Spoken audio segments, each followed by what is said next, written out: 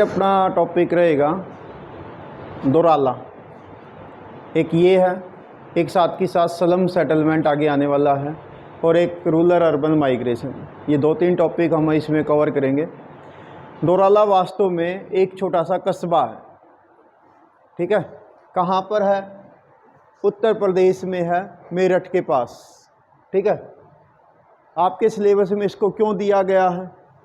तो उसके पीछे कारण ये है कि ये एक इंडस्ट्रियल टाउन है, यहाँ पर फैक्ट्रियाँ हैं, उसके कारण बहुत ज़्यादा पोल्यूशन हुआ, और यहाँ के लोगों ने, यहाँ की सरकार ने, यहाँ के प्रशासन ने, यहाँ की एनजीओ ने और यहाँ की जो पब्लिक थी, उन्होंने मिलकर इस सारी प्रॉब्लम को सॉल्व किया, और दोराला जो है वो इंडस्ट्रियल एरिया होते हुए भी एक साफ़ सुथरे वातावरण का कस्बा बन गया। तो ये दूसरे देश के अन्य औद्योगिक क्षेत्रों के लिए भी एग्जाम्पल प्रस्तुत कर रहा है कि कैसे आप विकास के साथ साथ पर्यावरण का संरक्षण कर सकते हैं। तो देखिए क्या कहता है। दोराला एक छोटा सा टाउन है उत्तर प्रदेश में, मेरठ के पास, और मेरठ सिटी से ये खतौली मुजफ्फरनगर नेशनल हाईवे पर है, ठीक है। तो ये नेशनल कैपिटल जो अपनी दिल्ली है, इससे लगभग 84 किलोमीटर दूर है, ठीक है। आपकी बुक में ये बातें नहीं लिखी होंगी, ठीक है, ये आप अपनी तरफ से लिख सकते हैं। यहाँ की कुल पॉपुलेशन है लगभग 12,000। ये आप इसका मैप देख सकते हैं, ये भी आपकी बुक में नहीं होगा, ये मैंने आपको अपनी तरफ से अरेंज करके दिया है, ठीक है। मेरठ से दोराला जो है ये है इंडस्ट्रियल टाउन है, और यहाँ पर क्या कहता है 1960s में 70s में यहाँ पर एक शुगर इंडस्ट्री लगी, यानी चीनी मिल लगी, ठीक है। इसके साथ साथ यहाँ पर कुछ और औद्योगिक इकाइयाँ लगी, जिसके कारण से क्या हुआ, यहाँ पर जो ड्रिंकिंग वाटर है वो पोल्यूट हो गया। इसके अलावा यहाँ पर ओवर क्राउडिंग होने लगी, क्योंकि जब किसी भी एरिया में उद्योग लगते हैं तो दूसरे एरिया से लोग माइग्रेट करके वहाँ पर काम की तलाश में आ जाते हैं। इसके अलावा माइग्रेशन की प्रॉब्लम के कारण यहाँ पर जो क्वालिटी ऑफ लाइफ है वो डिग्रेड होने लगी, क्योंकि भीड़ भाड़ बढ़ेगी तो भाई रिसोर्सेज पर दबाव भी बढ़ेगा, ठीक है। तो ये सारा हुआ, और इसके कारण क्या हुआ कि यहाँ पर जो इंडस्ट्रियल एरिया डेवलप हुआ तो पोल्यूशन की समस्या बढ़ी हुई, बट जो पानी है उसकी क्वालिटी डिग्रेड हुई। तो इस प्रॉब्लम की ओर ध्यान गया नॉन गवर्नमेंट ऑर्गेनाइजेशन का भी और वहाँ की सरकार का भी।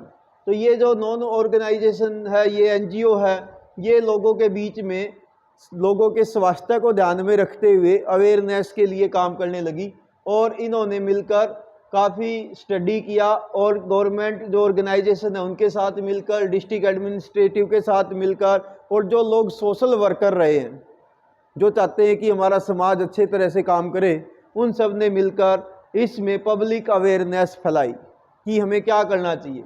और इन सारे ऑर्गेनाइजेशन ने, डिस्ट्रिक्ट एडमिनिस्ट्रेटिव ने मिलकर क्या काम किया, एक 900 मीटर यानी 900 मीटर लंबी एक पाइपलाइन बिछाई। लगभग 1000 मीटर होता तो 1 किलोमीटर हो जाता, ठीक है। लगभग 1 किलोमीटर की आप कह सकते हो कि एक पाइपलाइन बिछाई, जिसके द्वारा जो दूषित पानी था उसको एक टैंक में ले जाया गया, अलग से एक तालाब बनाया गया, और उसमें इस दूषित पानी को इकट्ठा किया गया ताकि उस पानी को क्लियर किया जा सके, यानी वहाँ पर वो सारा सिल्ट वगैरह उसमें इकट्ठा हो जाता, या उस पानी को रिसाइकिल वहाँ पर किया जाता।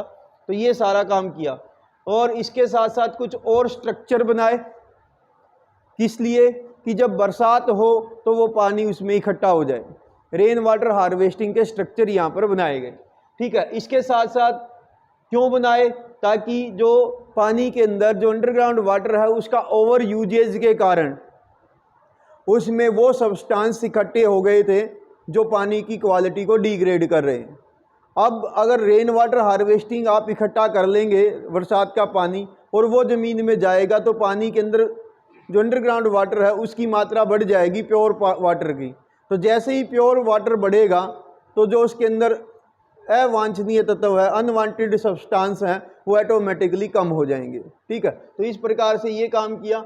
और क्या काम किया उन्होंने, लगभग उन्होंने पूरे कस्बे में 1000 पेड़ लगाए, 1000 ट्रीज उनको प्लांट किया, और इस प्रकार से वहाँ जो दोराला कस्बा है वहाँ के लोगों को एक नव जीवन मिला, यानी वो एक पोल्यूटेड एरिया से अब फ्रेश एरिया हो गया, इन्वायरमेंट को प्रोटेक्ट करने वाला एरिया बन गया और वो दूसरे लोगों के लिए भी एग्जाम्पल अब बन गया है।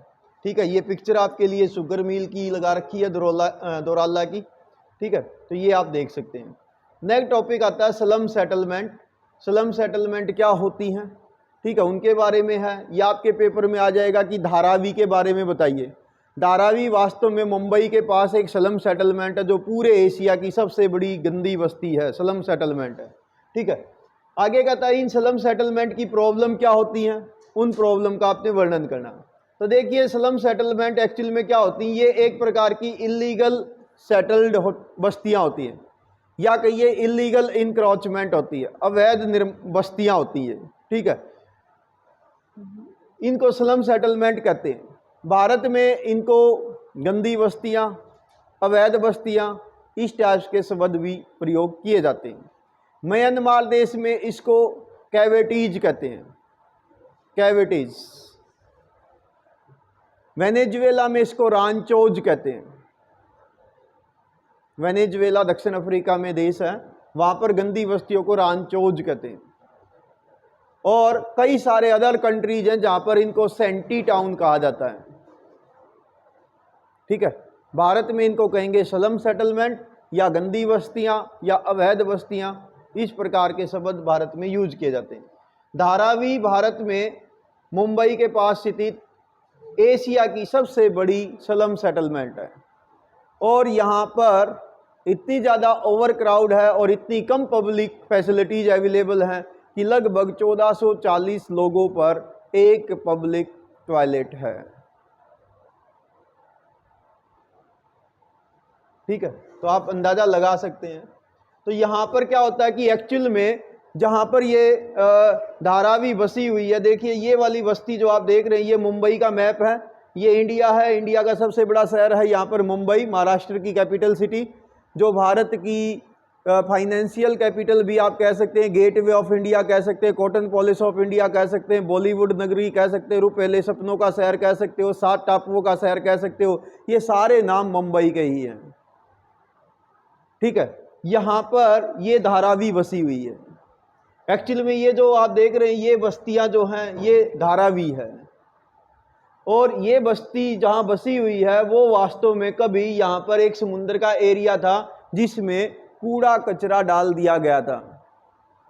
जैसे आपको वो अर्बन वेस्ट डिस्पोजल में करनाल बाईपास दिल्ली का एरिया दिखाया था कि वहाँ पर कचरे का पहाड़ बन गया है, तो ऐसे ही ये समुद्र का एक एरिया होता था जिसमें धीरे धीरे कचरा डंप किया जाने लगा और वो सारा समुद्र का एरिया कचरे से भर गया।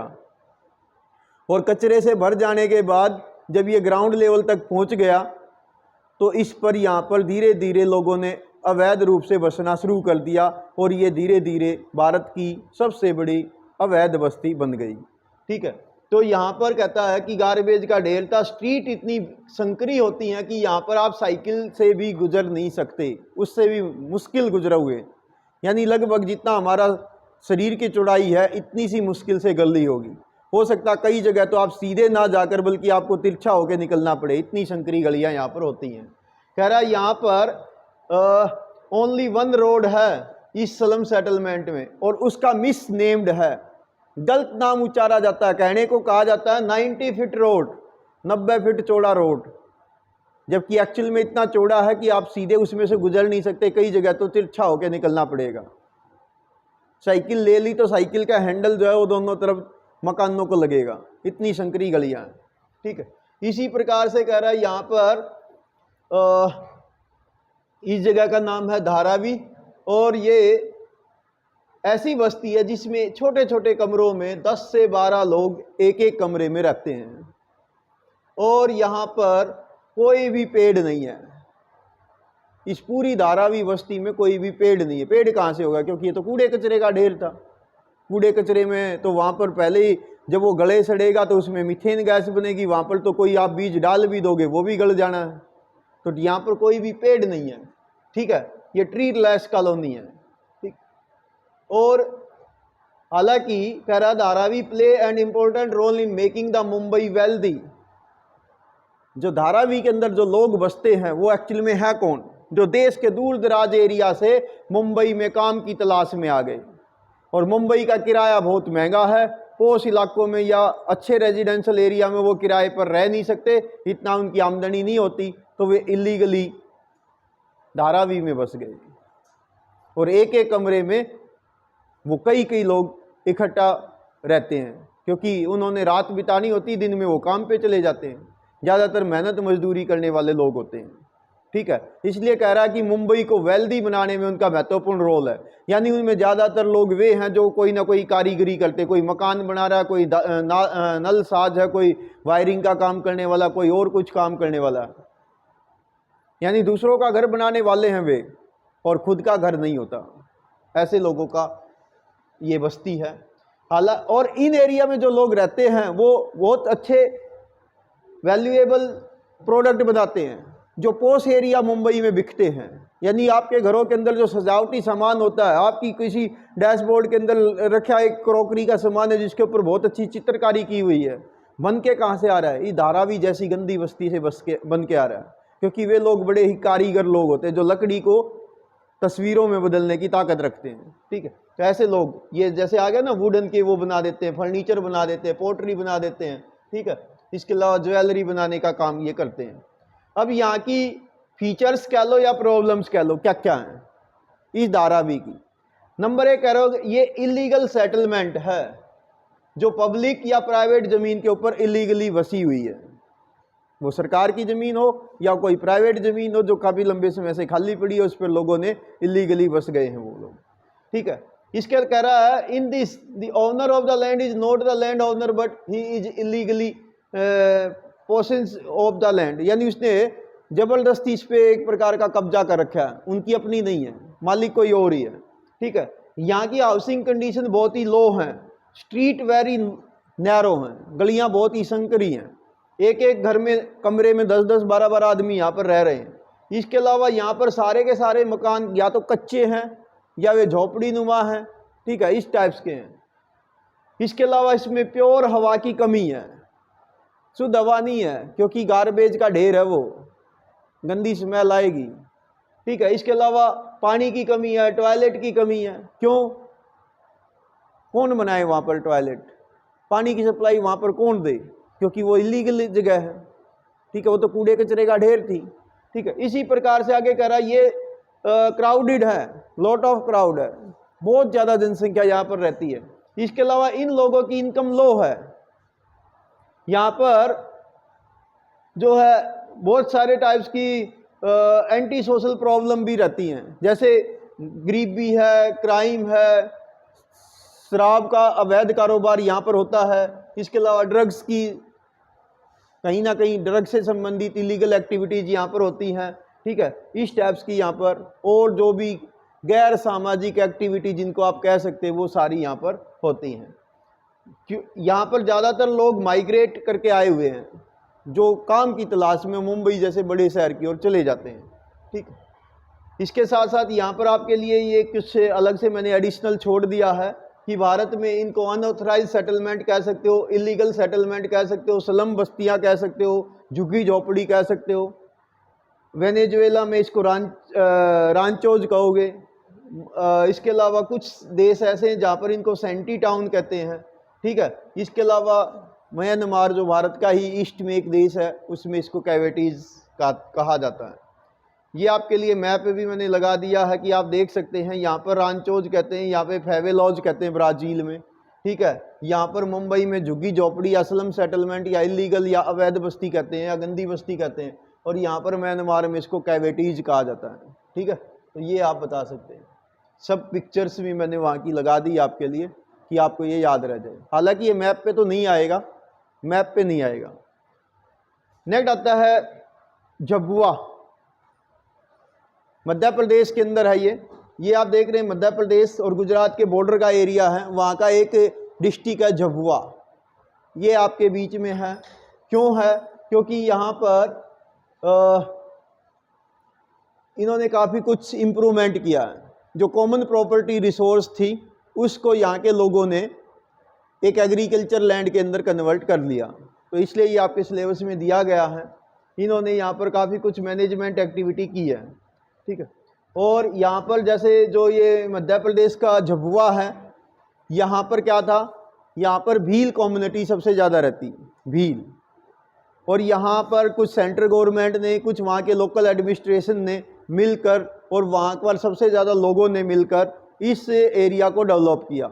वहाँ पर जो कॉमन प्रॉपर्टी रिसोर्स था, यानी जो पंचायती ज़मीन थी, वहाँ के गांव के लोगों ने, पटवार एक जगह है यहाँ पर, उस गांव और उसके पास के गांव के लोगों ने मिलकर इस ज़मीन को अपने बैलों के द्वारा जोत कर, जो पहले एक बंजर भूमि या वेस्ट लैंड थी, उसको एग्रीकल्चर लैंड में कन्वर्ट किया। इसके साथ साथ उन्होंने सोशल फेंसिंग की। सोशल फेंसिंग का मतलब कि जिस एरिया में वे लोग रह रहे हैं उसके आसपास के एरिया को उन्होंने खुद प्रोटेक्ट किया। फिर क्या किया, हर घर की जिम्मेवारी लगाई गई कि आप कम से कम 2 पेड़ जरूर लगाओगे और उसको कम से कम 1 साल के लिए प्रोटेक्ट रखोगे ताकि वो यहाँ पर ग्रोथ कर सके। और काम कैसे किया, मिलकर सामूहिक रूप से सभी लोग अपने अपने बैल लेकर आए और उन्होंने जो पंचायती ज़मीन थी, जो वेस्ट लैंड थी, गवर्नमेंट की जो ज़मीन थी पंचायत की, उसको जोत दिया और उसको खेती में कन्वर्ट किया। फिर वहाँ की पंचायत ने उन सबको अपनी सभी लोगों के बीच में जो एक प्रॉपर प्रशासनिक तरीका हो सकता था, उस आधार पर इसको डिस्ट्रीब्यूट कर दिया। तो इस प्रकार से ये झबुआ की स्टोरी आपके चैप्टर में है। थोड़ा सा डिटेल आपकी बुक में होगी तो वहाँ से इसको और आप अच्छे ढंग से पढ़ सकते हैं। नेक्स्ट इसी प्रकार से एक आता है आपका topic land degradation. Land degradation का मतलब होता है लैंड की जो फर्टिलिटी है उसकी क्वालिटी का गिर जाना। अब लैंड की फर्टिलिटी कैसे डिग्रेड होती है, उसके अलग अलग कारण हैं। देखो यहाँ पर एक बताया भी है कि हमारे यहाँ पर लगभग 13 crore hectare of land in India, यानी 56% जो ज़मीन है वो इरोडेड है बाई वाटर। पानी के कारण वो डिग्रेड हो रही है, कट जाती है हर साल। जैसे अभी आप रेनी सीजन में देख रहे हैं, बहुत ज़्यादा बारिश होती है तो बहुत सारी मिट्टी कट के बह जाती है। तो इसके कारण क्या है लैंड डिग्रेडेशन के? नंबर 1 है डिफॉरेस्टेशन, वनों की कटाई। दूसरा है एक्सेसिव पोस्चरलिज्म, अत्यधिक पशुचारण। खासकर कहाँ पर? राजस्थान में, गुजरात में, मध्य प्रदेश में, इन एरिया में पशु चलते हैं तो क्या करते हैं? देखो, पशु जब चलता है तो वो घास को अपने मुंह से उखाड़ लेता है खाने के लिए, तो एक वो झटका मारेगा तो वो जड़ सहित मिट्टी उठ जाती है। दूसरा, जब पशु चलते हैं तो उनके खुर जो वो थोड़े से धारदार टाइप्स के होते हैं, तेज होते हैं, तो मिट्टी को वो खुरदरा कर देंगे। और जैसे ही वो सूखेगी और बहुत जोर की हवा आएगी तो वो हवा के साथ उड़ेगी, या बहुत जोर की बारिश आएगी तो वो पानी के साथ बह जाएगी। क्यों? क्योंकि अब वो पहले से ही लूज हो गई है। इसी प्रकार से माइनिंग, जैसे झारखंड है, उड़ीसा है, वेस्ट बंगाल है, छत्तीसगढ़ है, यहाँ पर बहुत ज़्यादा माइनिंग होती है। कोई कोयले की, कोई आयरन ओर की, कोई डोलोमाइट की, कोई चूना पत्थर की, लाइमस्टोन की। तो माइनिंग के बाद क्या होता है, ज़मीन उबड़ खाबड़ हो जाती है और वो जल्दी से कट जाती है, उसका इरोजन जल्दी हो जाता है। तो ये एक कारण है। इसी प्रकार से over irrigation, Punjab, Haryana, western UP, इसमें क्या हो रहा है, ग्रीन रेवोल्यूशन के बाद हम बहुत ज़्यादा खेती ले रहे हैं यहाँ पर और बहुत ज़्यादा सिंचाई कर रहे हैं। और सिंचाई के कारण क्या हो रहा है कि अंदर का जो ज़मीन की अंदर वाली लेयर में नमक का जो मात्रा होती है वो धीरे धीरे ज़मीन की ऊपर वाली लेयर में आ जाती है, जो सबसे टॉप सॉइल है, जिसको हम फर्टाइल सॉइल कहते हैं। उसमें नमक की मात्रा बढ़ जाती है, जिसको हम सॉइल सैलिनिटी कहते हैं, मृदा लवणता कहते हैं। तो उसके कारण क्या हो रहा है, जब नमक की मात्रा बढ़ेगी तो नेक्स्ट टाइम में आप जो भी उस ज़मीन में बीज बोओगे वो सब गल जाना नमक के कारण। तो ये एक कारण खराब हो जाएगा। इसके अलावा कह रहा है एक्सेसिव फर्टिलाइजर का यूज, ज़रूरत से ज़्यादा हम खेतों में जो खाद डालते हैं उसके कारण से भी ज़मीन खराब हो रही है। इसके अलावा कह रहा over use of pesticide.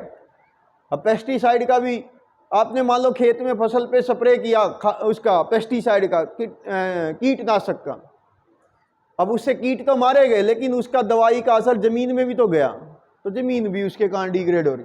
Heavy rain, जब बहुत ज़्यादा बारिश होती है तो उसके कारण मिट्टी कट के पानी के साथ बह जाती है, तो ये कारण है। सॉइल इरोजन, मृदा पलटन, मिट्टी की ऊपर की लेयर का कट जाना, तो ये कारण है। माइनिंग, एनिमल ग्रेजिंग और ये ओवर इरीगेशन, ये मैंने आपको पहले ही बता दिया। माइनिंग जो है वो भारत के पूर्वी हिस्से में मेजर प्रॉब्लम है, झारखंड, बिहार, उड़ीसा, छत्तीसगढ़, ठीक है, मध्य प्रदेश के पूर्वी भाग, इन सब में।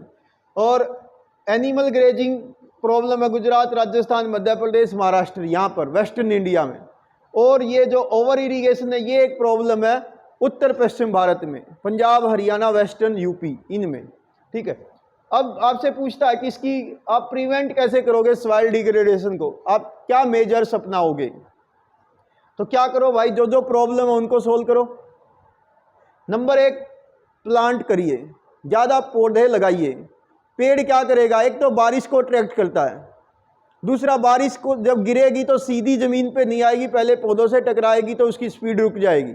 तीसरा, पौधे की जो जड़ है, पेड़ की जो जड़ है, वो मिट्टी को जकड़ के रखती है तो जल्दी से उसको कटने नहीं देंगी। आगे कह रहा है जो पॉस्चर लैंड है यानी चरागाह भूमि है उसको मैनेज करना चाहिए। आपको याद होगा जब एग्रीकल्चर का चैप्टर हम पढ़ रहे थे पहली बुक में, तो आपने देखा था कि अमेरिका जैसे बड़े देशों के अंदर जो चरागाह होते हैं उसको हम पार्सल में बांट लेते हैं। जो बड़े बड़े रेंचीज होते हैं ना, उनके चरागाह होते हैं, उनको पार्सल यानी टुकड़ों में बांट देते हैं, वायर से फेंसिंग कर देते हैं, कांटेदार तार लगा दो ताकि सारे पशु एक टाइम में एक ही जमीन पर ना चरें, जमीन को बीच बीच में घास उगने के लिए रिकवर करने का मौका मिल जाए। तो इसलिए हमें उसको थोड़ा मैनेज करना चाहिए। आगे कर रहा है shelter belt of trees installation करनी चाहिए, यानी हमें पेड़ लगाने चाहिए। कहाँ पर? शेल्टर बेल्ट का मतलब होता है जहाँ पर डेजर्ट का प्रसार होने का डर हो। जैसे भारत में वेस्ट में थार डेजर्ट है, अब पश्चिम से पूर्व की ओर हवा आएंगी तो उसके साथ सैंड ड्यून्स आगे खिसक जाते हैं। तो आप क्या करिए, सैंड ड्यून्स पर कोशिश करिए कि घास उगा पाओ। सैंड ड्यून्स के किनारे पर आप छोटे छोटे प्लांट्स लगाइए, उसके बाद थोड़े और ऊंचे प्लांट लगाइए, उससे बाद और ऊंचे प्लांट लगाइए। तो क्या होगा कि वहां से जो हवा आएगी पहले छोटे पौधों से, फिर ऊंचे पौधों से, फिर और ऊंचे पौधों से टकराकर ऊपर उठ जाएगी। ऊपर उठेगी तो वो अपने साथ रेत को नहीं लेकर जा पाएगी। इसको बोलते हैं शेल्टर बेल्ट, रक्षक मेखला कहते हैं हिंदी में, यानी एक श्रृंखला में पेड़ लगा देने लाइन में। ठीक है, इसके अलावा एनिमल ग्रेजिंग को कंट्रोल करो, यानी खुले पशु चराने से अच्छा है कि आप खूंटा गाड़ दो और एक बड़ी सी रस्सी बांध दो ताकि पशु एक नियंत्रित एरिया में चरे। ठीक है, इसी प्रकार से कह रहा है सैंड ड्यून्स के ऊपर हमें कांटेदार बुशेस, झाड़ियां लगानी चाहिए, घास लगानी चाहिए, वो आप लगा सकते हैं। इसके अलावा माइनिंग को कंट्रोल करना चाहिए। भाई आपने माइनिंग तो कर ली, वहां से मिनरल्स निकाल लिए, तो कम से कम उस जमीन को बाद में एक जैसा तो कर दो। उबड़ खाबड़ छोड़ोगे तो वो ज्यादा कटेगी। ठीक है, इसी प्रकार से आगे कह रहा है हमें ग्रीन और ऑर्गेनिक फर्टिलाइजर्स यूज करने चाहिए। अगर ओवर फर्टिलाइजर से हमारी जमीन खराब हो रही है तो गोबर की खाद डालो या उसमें जंतरा जैसा फसल बो दो और उसको बाद में खेत में जुताई कर दो, तो उसका कोई साइड इफेक्ट नहीं है, वो एक नेचुरल फर्टिलाइजर होगा, मैन्योर होगा। ठीक है, मैनेज इरिगेशन, पानी जो है ना खेतों में जब सिंचाई करें तो लगातार एक एकड़ से दूसरा, दूसरे से तीसरा मत भरिए, उसमें क्यारियां बनाओ और थोड़ा हल्का पानी दो। कम गहरा पानी वो फसल के लिए ज़्यादा अच्छा होता है। फसल को एक्चुअली में नमी चाहिए, मॉइस्चर चाहिए। हम क्या करते हैं, फसल को पूरी तरह से भर देते हैं, वो न करके बल्कि हमें उसको खेत को क्यारियों में कन्वर्ट कर लेना चाहिए, या ड्रिप इरिगेशन अपनाओ या फुहारा सिंचाई अपनानी चाहिए। इसके अलावा प्योरीफाइंग वाटर, पानी को शुद्ध करो। ठीक है, फिल्टराइजेशन कर लो। इसके अलावा मैनेज बैरेन लैंड, और जो बंजर भूमि है उसको कंट्रोल आप कर सकते हैं। तो ये था आपका चैप्टर। इसमें छोटा मोटा एक टॉपिक बच गया होगा, छोटा सा रूरल अर्बन माइग्रेशन है, देखो होगा कहीं। हाँ, उसके बारे में मोटे तौर पे बता देता हूँ, इसको आप पढ़ लेंगे। रूरल अर्बन माइग्रेशन में क्या है, यहाँ पर मैं देख भी लेता हूँ आपके लिए।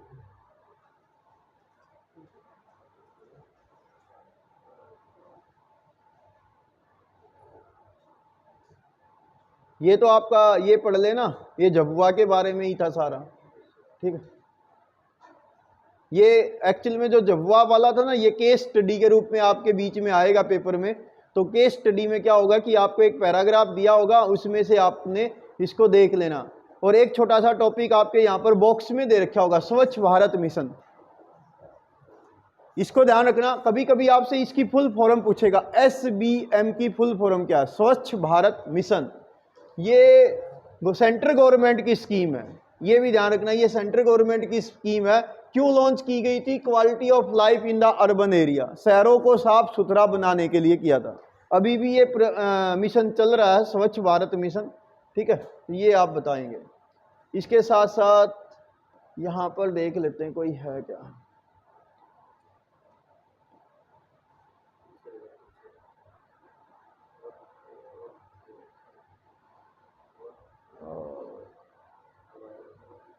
ये होगा आपको,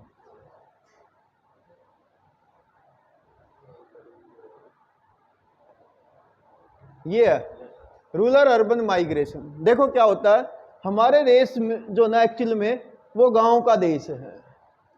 हमारे देश में सेंसस 2011 के अनुसार 6,40,000 गांव हैं, और हमारे देश की यदि जनसंख्या की बात करें तो 68.84% जनसंख्या गांव में रहती है, और शहरों के अंदर 31.16% जनसंख्या रहती है 2011 के अनुसार। और यहाँ इन रूरल एरिया से बहुत सारे लोग शहरों की ओर माइग्रेशन करके आते हैं। क्यों आते हैं, उसके पीछे सबसे बड़ा कारण होता है एम्प्लॉयमेंट, रोजगार के लिए आते हैं। क्यों? क्योंकि शहरों के अंदर रोजगार के ज़्यादा चांसेस रहते हैं, इसलिए यहाँ पर आते हैं। तो ये आपने इसमें बताना है कि इन एरिया में ये लोग लेबर की डिमांड रहती है अर्बन एरिया में, इसलिए ये लोग माइग्रेशन करके यहाँ पर आते हैं। तो ये एक मेन बात आपने इसमें बता देनी है, 2-3। इसके साथ साथ बहुत सारे लोग क्या करते हैं, जब गांव से माइग्रेशन करते हैं तो वो छोटे शहरों में जाने की बजाय बड़े शहरों में जाना पसंद करते हैं। कस्बों को वो आमतौर पर वो बाईपास कर देते हैं। क्यों? क्योंकि कस्बों के अंदर वो फैसिलिटी या उतना काम उनको नहीं मिलता, इसलिए वो बड़े शहरों में जाना पसंद करते हैं। जैसे सीधा अगर कोई अपना राज्य छोड़ दिया तो वो सीधा फिर मुंबई की ओर रुख करता है या दिल्ली की ओर करता है, पंजाब में लुधियाना की ओर जाता है, ठीक है, ताकि बड़े शहरों में काम मिल जाए। तो यहाँ पर आपके बीच में एक केस स्टडी दे रखी है। मिस्टर कोई रमेश है जो उड़ीसा का रहने वाला है, तलचर का। तलचर कोयले के लिए प्रसिद्ध है, ये बात आप नोट रखोगे। तलचर में कोयला बहुत होता है, यहाँ पर निकलता है।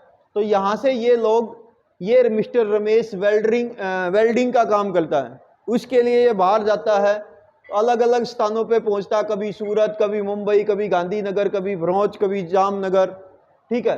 क्यों जाता है? काम की तलाश में जाता है। ये किसी ठेकेदार के साथ कॉन्ट्रैक्ट में रहता है, जहाँ ठेकेदार को ठेका मिलता है ये भी वहीं पर शिफ्ट हो जाता है।